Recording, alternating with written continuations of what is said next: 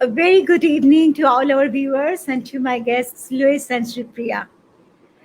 I'm Manobina Chakraborty, founder Hyper Inclusion, and I'm an inclusive education consultant based in India. I welcome all of you to the 15th episode of Let's Talk Inclusion. I'm sure you all agree that all of us have sensory comforts in our lives, whether it's that steaming cup of tea that gets us going in the morning, or the softest of pillows that helps us to fall asleep at night. So most of us adults have discovered our sensory comfort zones, and we make adaptations all the time, often subconsciously, to keep our bodies calm and regulated. We probably learn to do this by ourselves. But what about those children who have sensory processing disorders?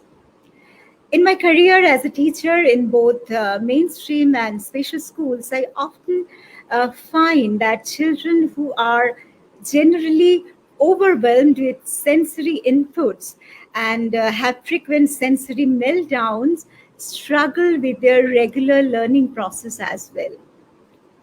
Why is it so? And what can be done about it? We will find the answers as I have a very interesting combination of guests today.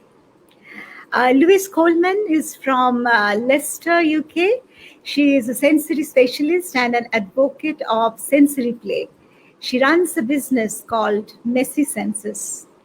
And my other guest, Sreepriya Bhowmik, is hugely experienced and an innovative learning leader for children and young people who have additional needs. Sreepriya is based in London and is the founder and director of British Education Support Services, BESS. Hi, Sreepriya. Hi, Louise. Could you please tell our Hi. So could you please tell our viewers some more about yourselves? Sreepriya is a known face in my show. So, Louise, could you start, please? Yes, hi everybody. So I'm the founder of Messy Senses Limited.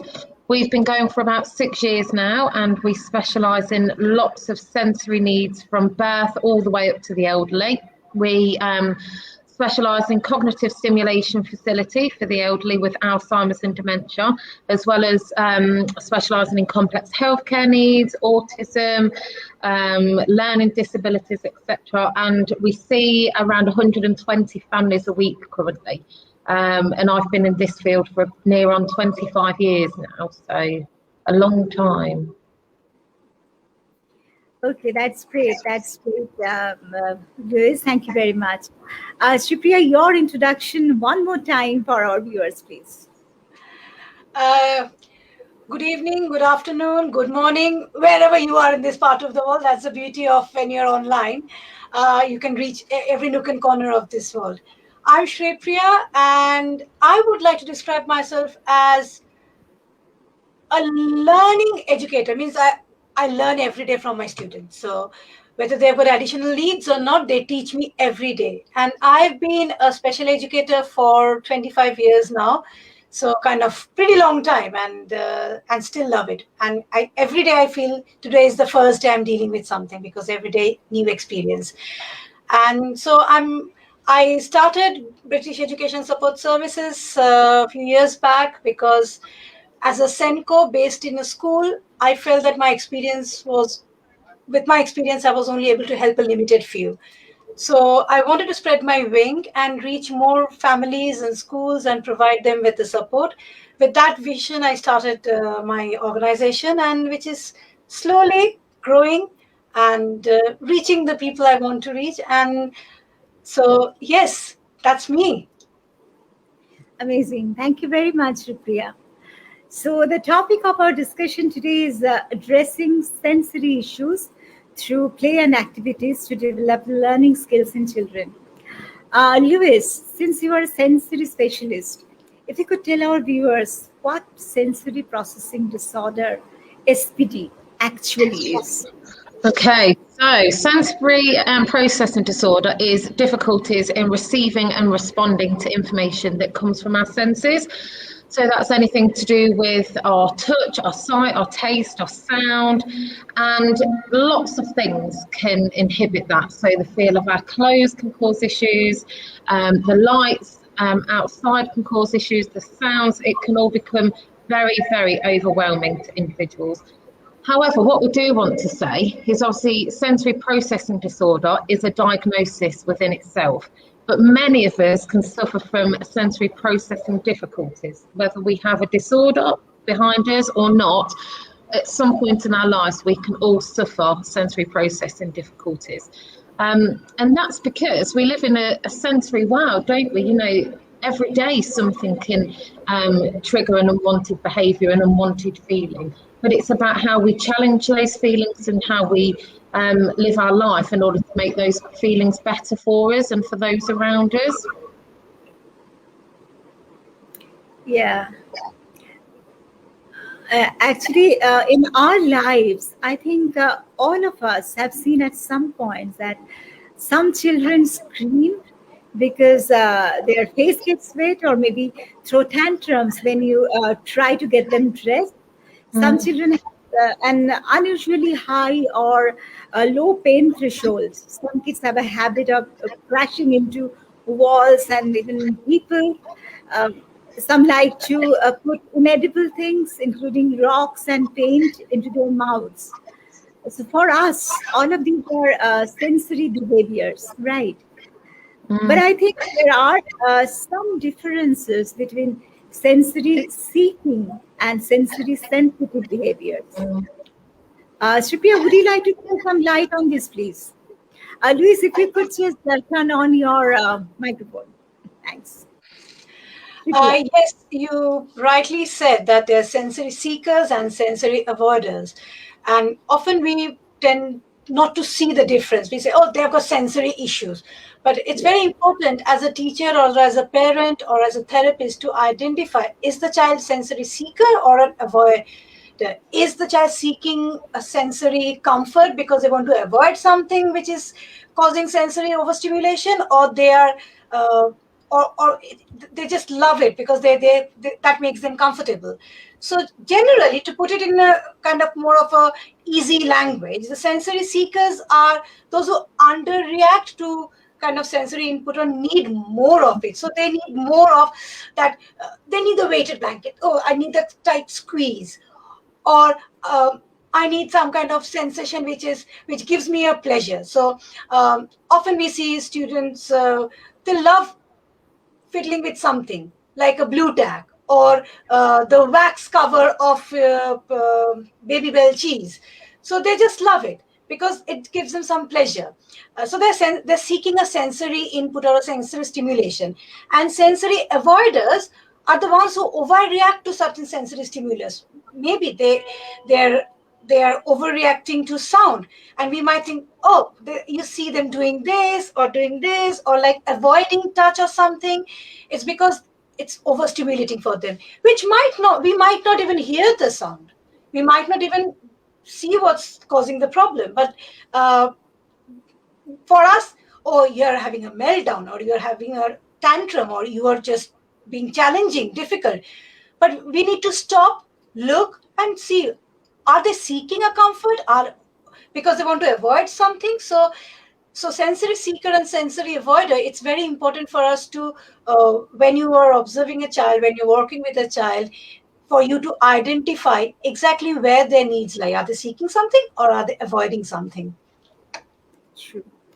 True. Very true. Yeah. Louise, would you like to add something to it? Yeah, so within the sessions that we deliver on a day-to-day basis, we have many children that come to us that are within the early years. They don't have a diagnosis of SPD, they don't have a diagnosis of autism. However, they still produce these sensory seeking behaviours or the avoidance. And that doesn't mean there's anything wrong. It could mean that they've inherited a learnt behaviour. Because we live in such a clinically clean world at the moment, and it's so emphasised about hand washing, we are then inputting that as a behaviour onto our children. For example, my child who's 6, she's constantly washing her hands at the moment. There's no sensory issues whatsoever, but that's because we as adults and the world we live in at the minute, we've put the fear of God into the children that we look after. So it's about actually, looking like you've said, is looking at the environment we live in, looking at the situation, looking at the children. How can we change this? Because, like I said, we've all got sensory difficulties going on at the moment, even to the point of us having to wash our hands constantly, having to put hand gel on constantly. But if we don't pick up on those environmental triggers, then these are the things that will then stem into the early years and the mental health side of sensory processing disorder. Yes. But how do you think the parents can understand their child's sensory signals? So again, it's about getting to know the child. It's about getting to know their little quirks, and as we've mentioned before, they might not be displaying the behaviour because it's all about the negativity and how they're feeling. It could be due to comfort, due to feeling unwell, due to feeling hungry, and again, it's about making sure we have those sensory diaries in place to make sure that everything we see that not to be the norm, we can be recording those things and also relaying that information to any of the parents, any of the practitioners, because that really is key, is these sensory diaries, to make sure that we can then put the correct amount of help in if any is needed. Yeah, it is particularly difficult to read a particular signal for a parent who is just starting to nurture a child with SPD, maybe. And also, it is very, very difficult in schools. Sreepriya, let me come to you again. What tools and techniques you generally use to identify and address a particular sensory need in a child? Louise, your microphone. Yeah. For me, it's always about observation. I tend Okay. to observe the child in various situations as much as possible in pre-COVID era. Now everything is through Zoom and other things, but a detailed parental interview and observation is the first thing I go for before. Then I'll pass the information to the occupational therapist to do the rest of the professional thing. But simple things like, is the child standing too close to another person? Do they not have that awareness of space? Do they have an unusual tolerance for pain? I have seen children who has strapped their finger in the door and is absolutely oblivious to the fact that they have hurt it, it's swollen up. Uh, so are they, look at their gait, how they're walking. Are they dragging their feet? Are they walking with loud and heavy step? Are they tiptoeing?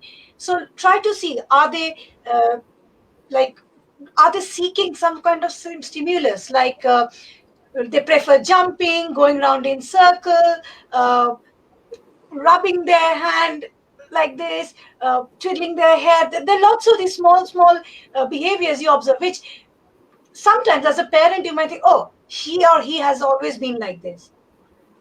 So you have to really probe into the whole issue of ask questions. As a professional, don't think twice before asking a question. If you feel that is there any issue, if you have got a question, ask it. Try to observe the child in different setting. Do they really like, if they're talking to somebody, do they have any idea of are they shouting, are they using a whispering voice, do they have those skills? So those sort of things. And talk to parents, even if they are saying that, oh, he has always been like this or she has always been like this. Try to ask, is it age appropriate? Is it acceptable in the situation? If not, what other things you can dig out? So my go-to tool is observe the child, ask question. Parents, professionals, teachers, teaching assistants, midday meal supervisors. Often a small comment made by the midday meal supervisor or a teaching assistant who has seen the child play in the playground reveals a lot. So do not ever consider not asking a question to anybody who has come into contact with a child if there's anything you're worried about, because information comes from interesting sources. So what might be normal for a parent, a teaching assistant might pick up. So just ask. So observe, ask, find out. Yeah. And sensory processing issues alone are not learning disorders, or it's not an official diagnosis, also. But they can make it hard for children to succeed in school. A study found that one in every six children has sensory issues that make it hard to learn and function in schools. So, Sripriya, if you could just tell us, how can this impact learning? When as a senko, when I go and observe children in class, and you can see that quite a few of those who are sensory avoiders, who are very sensitive to sound, can find it overwhelming. Yeah. That the teacher talking, another student asking questions, teacher going in a big flow, we don't realize, we don't pick up the sound, some kind of sound coming from the next classroom. Interestingly, today only I realized it. I met one of the student who I know has got some sensory issues, and she looked absolutely flustered because the assembly was going on and it's online. So every single classroom had their whiteboard, the projector on, the screen on. So the principal was delivering the assembly. So every single classroom had the video on and the audio on at the same time. And remember, because of the COVID, we have to keep the doors and windows open. So there was when I'm walking up the corridor, there's a huge amalgamation of noise. Like it was quite like you all can hear it in things. So you can see it, why the child was like overwhelmed.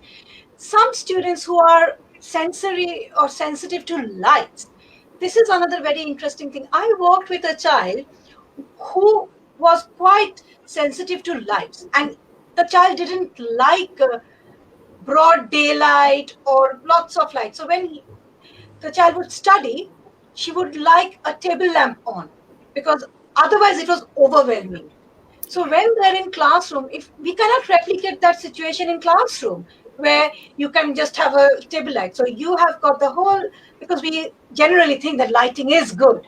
So we don't take into account how it is overwhelming for the child. A simple light, which is supposed to be good for us. I work with a particular child at the moment. I'm picking up some sensory issues because she finds it extremely difficult to do the lesson online with the video on and audio on. So trying to see and hear me at the same time is overwhelming. And so it started off with her being very anxious about the thing. Like, I can't do maths. I'm absolutely this. And then I asked mom that I'm absolutely fine for her to not have the webcam on as long as you're sitting next to her, so that I know she's there on the other side of the screen. And I'm happy to use the whiteboard. And since the time, there was no pressure on her to see me, listen to me, process the information while working on something she finds extremely difficult. The anxiety has gone down, and I'm getting more time, quality of learning time than I had initially when we're trying to establish, oh, I need to see you, or these things. So often there are not simple changes in order to in a mainstream classroom, but these things can affect learning. Uh, then wearing the school uniform. I know so many students are like quite sensitive to it. The label might be scratching continuously. The texture.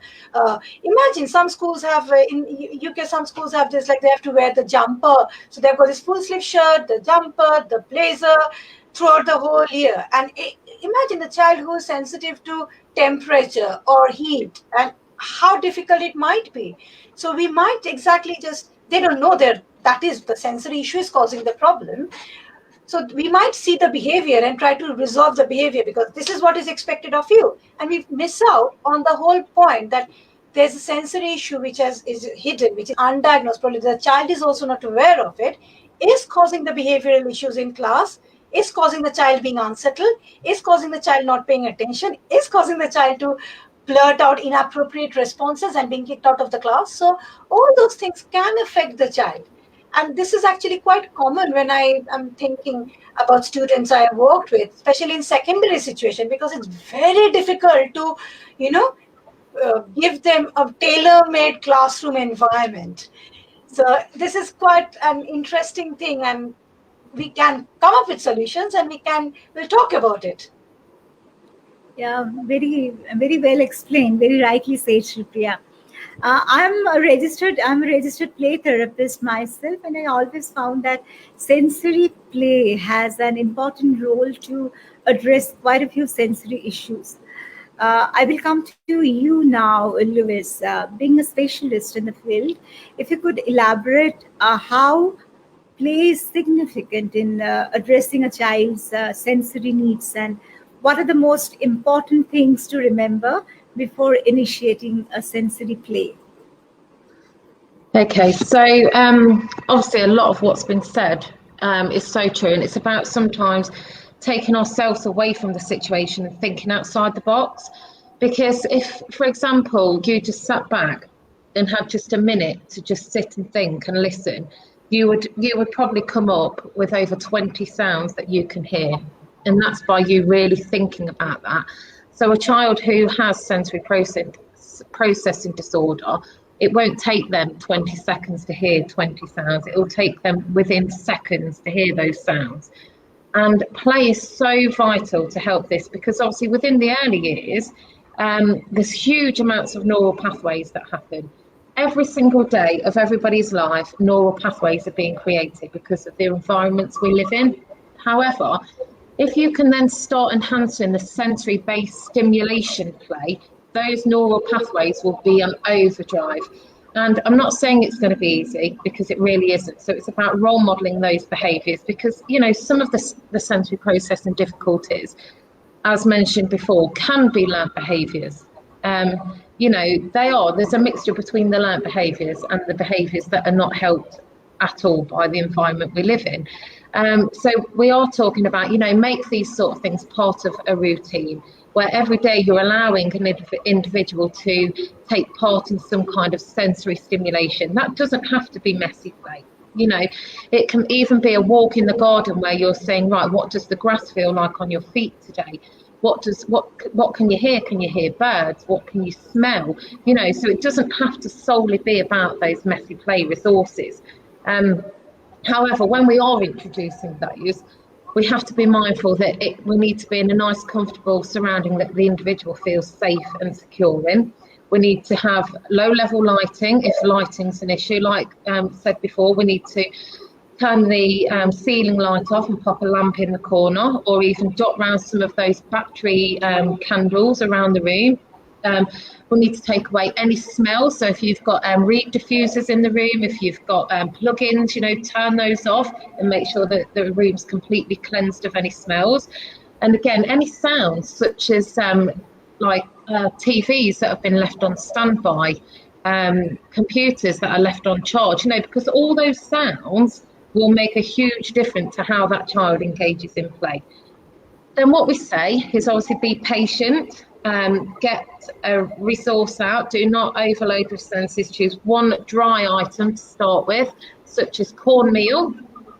Cornmeal is a very versatile resource that we use because it's a edible sand replacement. So if they do put it in their mouth, for that sense, it's not going to hurt them because it's food-based. And then start adding in a few familiar toys that they are used to, because straight away they're going to be attracted to actually where are my toys going, what's happening with those toys. So they're going to be drawn into the activity straight away. Keep it very low key, and if they're not wanting to engage, that's absolutely fine. Just let them sit back and watch you engaging in the activity, because again, that's about us role modelling those behaviours to make them know that it is safe and secure. And actually this is fine. And then over time, you know, it might take 3 weeks of doing the same thing every single day before the child finally puts that one finger into the cornmeal. But how great is that achievement? Even, I know it seems like a lifetime, but how great is that achievement? Because from that you can then build on that play experience by repetition and doing it every single day. And those neural pathways will really start to be broadened. And not just that, but the sensory processing system can then be matured and also retrained. And that's the key with an individual with SPD. we're not here to take away SPD, because we can't take away SPD, but we can make a conscious effort to retain some of that information for them, and also to mature their sensory processing systems. Yeah, I completely agree with you, Louise. Completely agree with you. Sreepriya, would you like to add something to it? Some other activities maybe that might help in sensory integration? Uh, since I mainly work with children of secondary age, and I come across lots of students whose sensory needs have remained unmet because nobody actually picked it up. And that when they come to a secondary age range, we often see the ultimate outburst of unfulfilled sensory need. And so, one thing that I always tell as a Senko, the head of SEN, is if you see the child is reaching a point where it's going to go boom, let the child go out, diffuse the situation. I think this is so important for anyway, teenagers are rebellious. So anyway, whatever you say to teenagers, they are going to say no. So you have to, before, and imagine a child with unmet sensory needs, learning needs, continuously, so much of burden anyway on their shoulder and their head, and all the hormones kicking in. They're already at that point. So try to diffuse the situation. If you know that, if you have established that, talk to the SEN department. Maybe we have identified the sensory needs. If you see the child is about to have a meltdown or something, give them that space.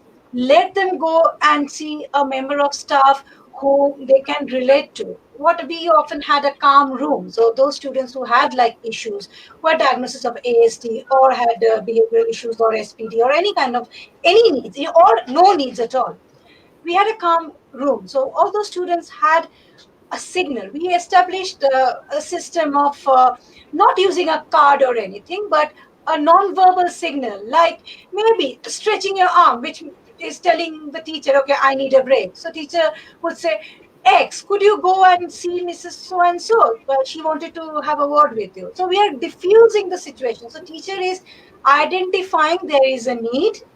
I'm not telling the whole class that you need to go and calm down because you have got a need.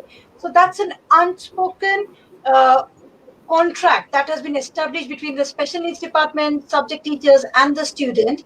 So the student goes there with the work, can sit in that calm corner because maybe the student was overwhelmed with the pace of the work. Maybe that time of the day when the temperature goes up or they're tired, the sensory issues kicks in. They go there, they can do their work quietly. If it's a lighting issue, which you haven't got any control of, or the sound issue, maybe in that calm room we generally have a small reading corner where we can have a light and they can just do their work sitting there quietly with a member of staff from the SEN department.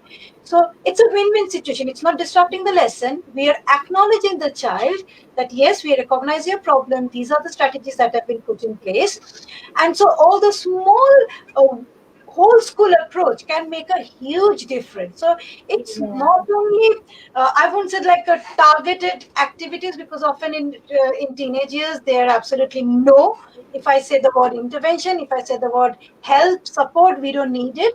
But that unspoken, respectful approach towards your need and creating that safe zone often makes life so much easier. Like I had a swear corner where they were allowed to come and kind of go boom, boom, boom, boom, boom, boom, boom. And you have vented it out. Now you have calmed yourself down. Now let's see what was causing the problem. So those sort of like tiny changes, tiny accommodations, whole school approach can make a huge difference. So maybe that's something we can look into. Yeah, and just one thing as well, I think it's about keeping it person-centred as well. The learning person-centred is key. And as we've said before, especially in a school environment, it really is key for your multi-organisational meetings, because so many people can have different aspects of the learning techniques. And if you bring them all together, automatically you're devising a person-centred plan for that individual. And it's so, so important within school environments, because they can very, very become adult-led, they can become very institutional-like, But as soon as we start having these meetings with lots of different organisations, straight away that person-centred plan comes into place. And you, as a practitioner, you don't feel so isolated either, because actually somebody can advance your learning there, somebody there, and that, you know, the child's centre of all that, and you know, it can only get better for them after that, can't it? Yeah, as they say, it takes a village to raise a child. Similarly, I think it must take the contribution of all the allied professionals along with the teachers of a school to make learning process smooth for every child. I would like So, to add another thing. Along with the professionals, it's very important to talk to the parents, because they might give you an input into how how the child has been and how their day had been. And also, I think post lockdown, it's very important for schools to establish the contact with the parents, because parents have a much clearer understanding now that how does a child work in a learning environment when they're expected to learn, complete work, or all those things. So talk to the parents, talk to the professionals, get input, put it together and see the child. Try to know the child, and you'll find solutions to all the issues. Yeah, absolutely. I 100% agree with that, because also, you know, they say learning begins at home, doesn't it? And it does. Learning does begin at home before any child goes to school. And that demonstrates that the parents know the child best.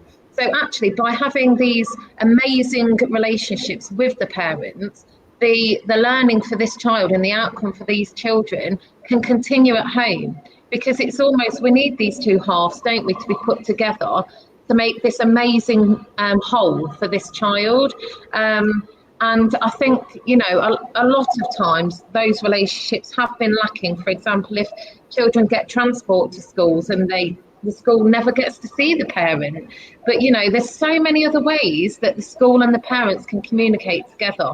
And I think it's about reminding people that even if your children do go on transport to get to school, actually still keep those relationships going between parent and professional, because over the years I've seen that lacking for that reason. But that shouldn't be a reason. Yeah, we have been conducting online classes for the last 1 year. And we made it compulsory since the very beginning that a parent, any one parent, must sit with the child while the online class is going on. And for that, we can see the learning is actually happening, because parent and teacher are collaborating, and both of them are taking part in the learning process. So without that, it was really very doubtful for us. Yeah, and I think it's also, again, going back to those role modelling those behaviours, isn't it? Because if the child sees the parent interacting with the teacher, they're more likely to complete a task than if you've got a child that's left on their own in front of a screen. And I think, you know, that's so beneficial to be able to have that, where a parent is sitting with the child, because actually you're empowering the parent as well then, because, you know, there's so many of us, we don't know learning structures of our children's school all the time.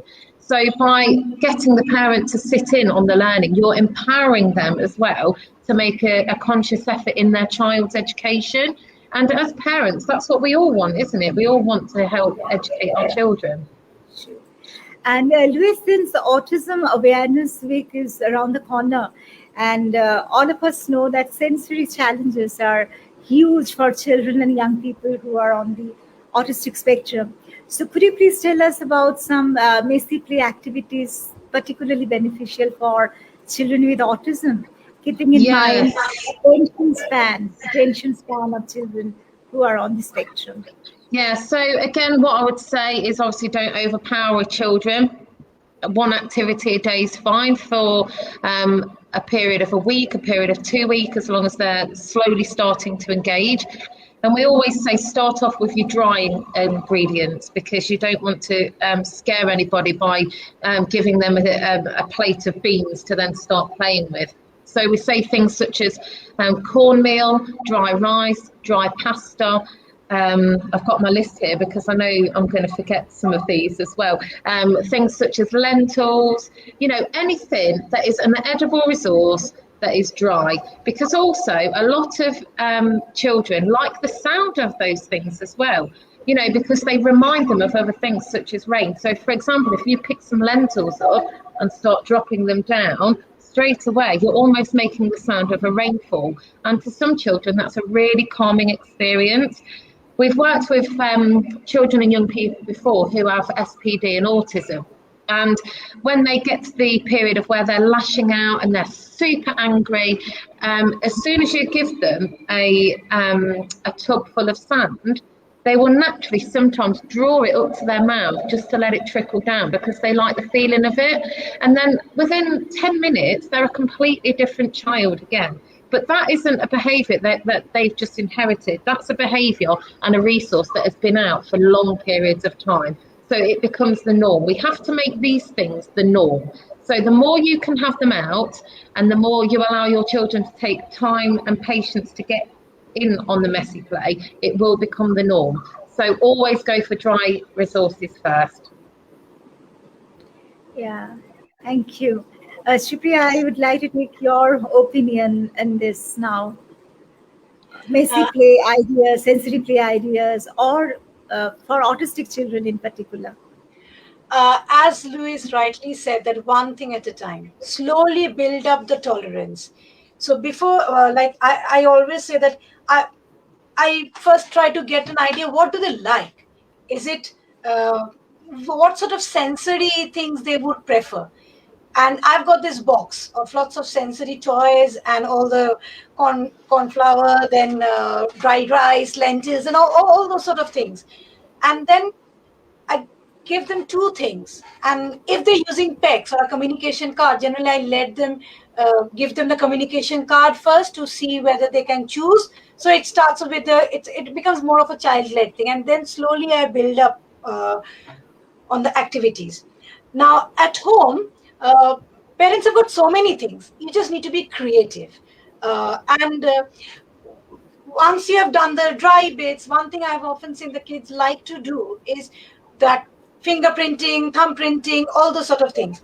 Now, I always feel that we use lots of papers for them to do it, and then sadly enough, because they are like, we get piles of those things, they end up being in the bin. And one thing I've always tried to do is I try to create something out of it. So when they're doing, say, hand printing or something, I often ask the parents to get old t-shirts.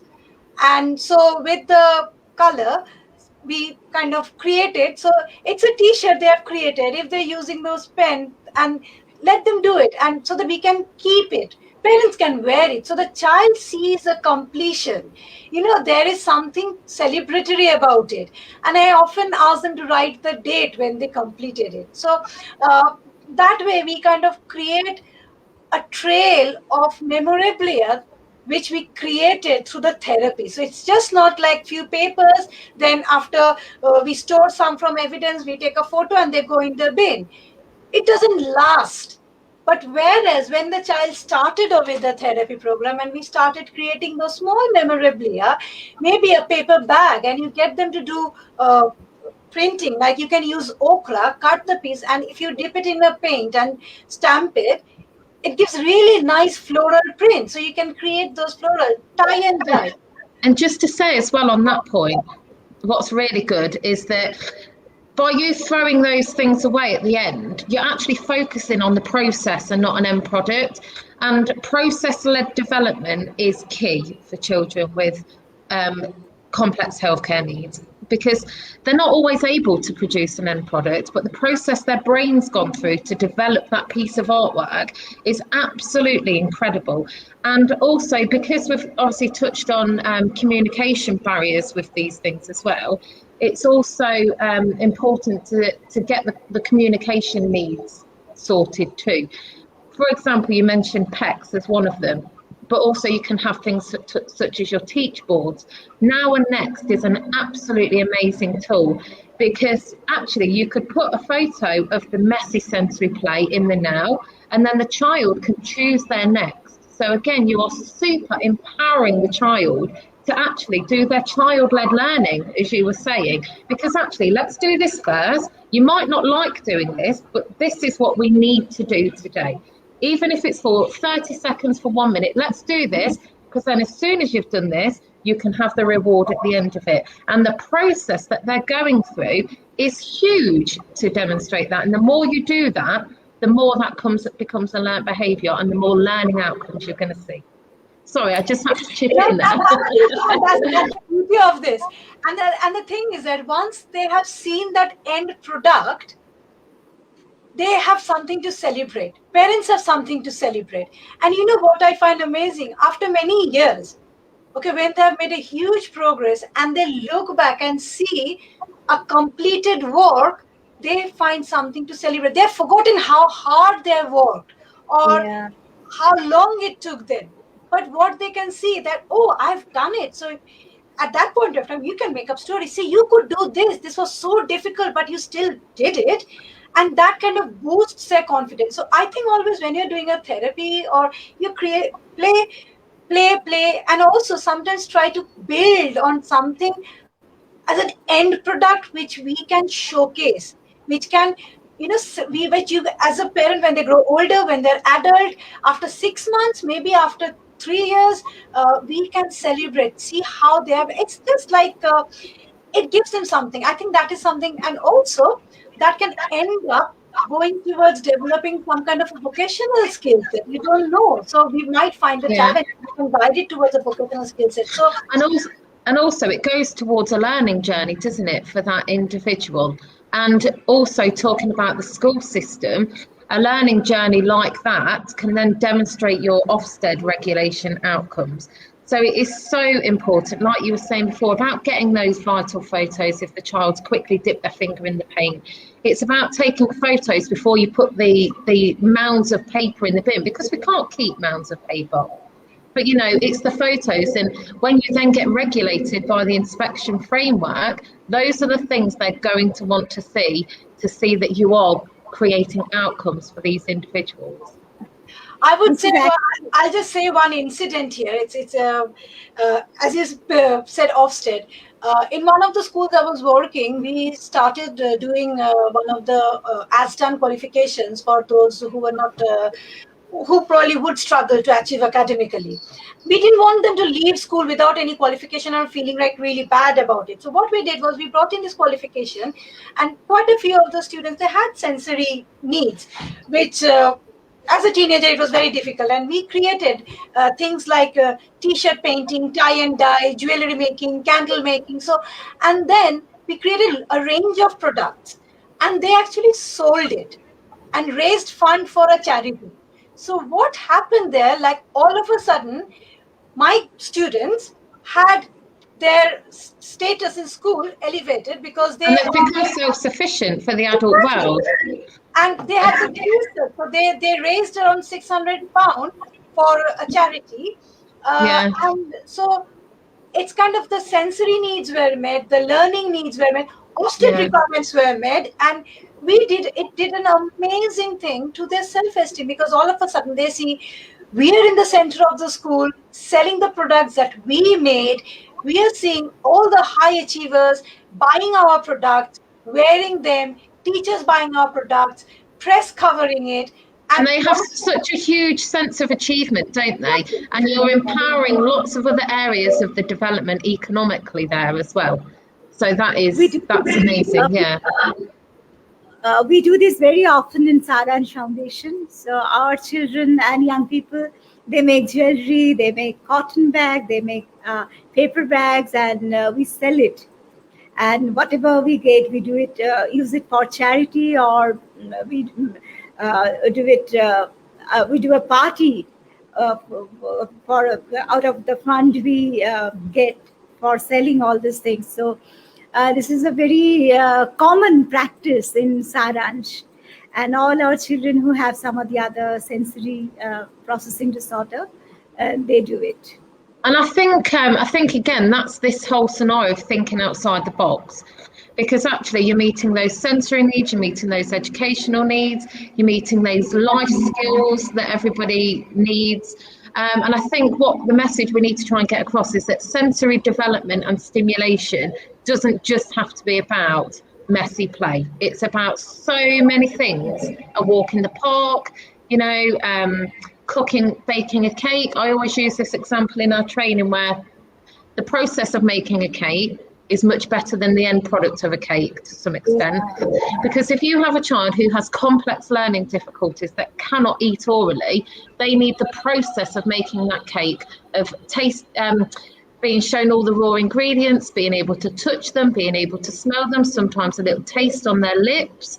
You know, it's always about the process rather than the product. And if we focus on that and how we can develop that process-led play, then we can't go wrong with sensory development. Yeah.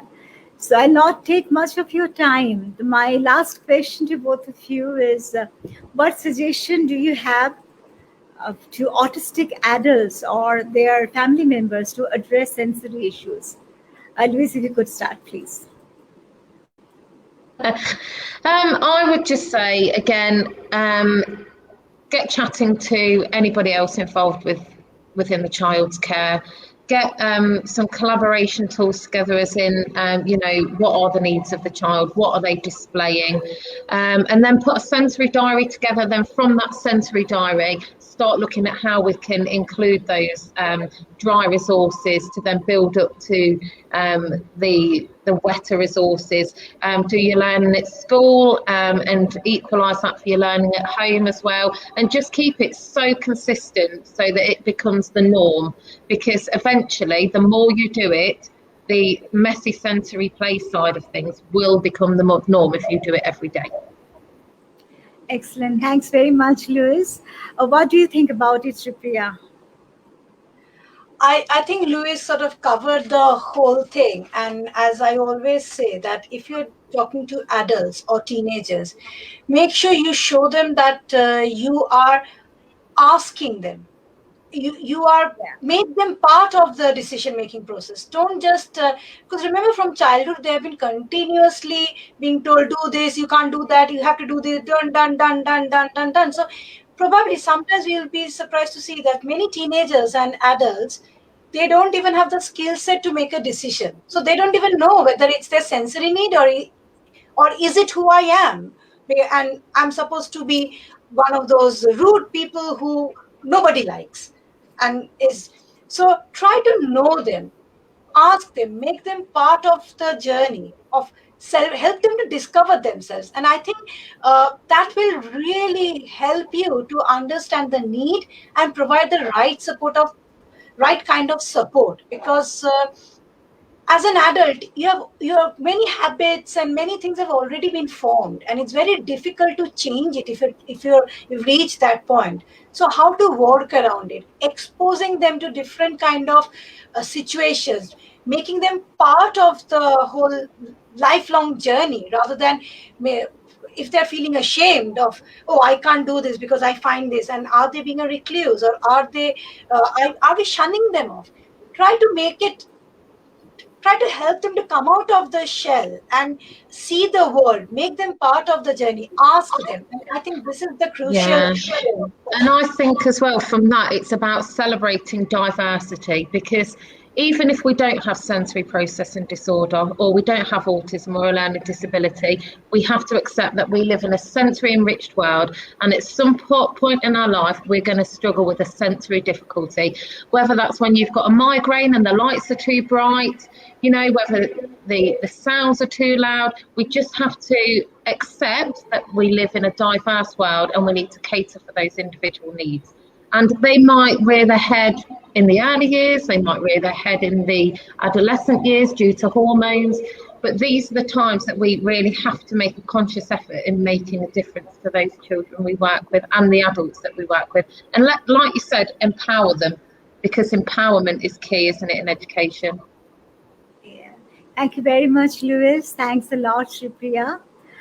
Fortunately, there are treatments available to help SPD in adults. I'm talking about India. The first is working with an occupational therapist who can help manage SPD. Some of the exercises they may try to include can be physical therapy, visual therapy, listening therapy, and speech and language therapy as well. And so, my suggestion to all the parents and teachers is please read, and read. Read whatever reading material you have. It is not always feasible to get professional help, like in this pandemic situation. You are not getting any professional help as such. So, it is really not always feasible to get them. So, read, discuss with the people who are facing the same challenges as you are. Nowadays, the internet has made us global villagers.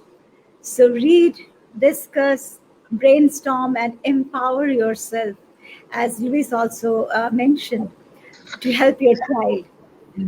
We at I for Inclusion will always be by your side. So you can email us, send us a message, and we will try our best to help you.